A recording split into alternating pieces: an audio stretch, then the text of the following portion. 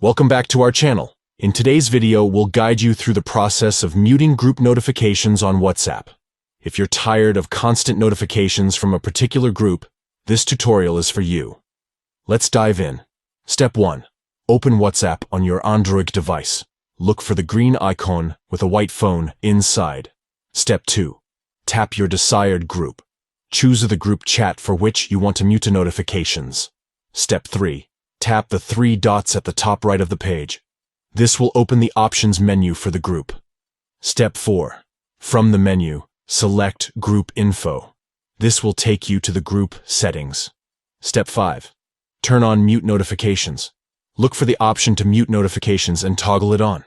By following these simple steps, you can easily mute group notifications on WhatsApp and enjoy a peaceful chat experience without constant interruptions. If you found this guide helpful, don't forget to give this video a thumbs up and subscribe to our channel for more useful tutorials and tips. Thanks for watching.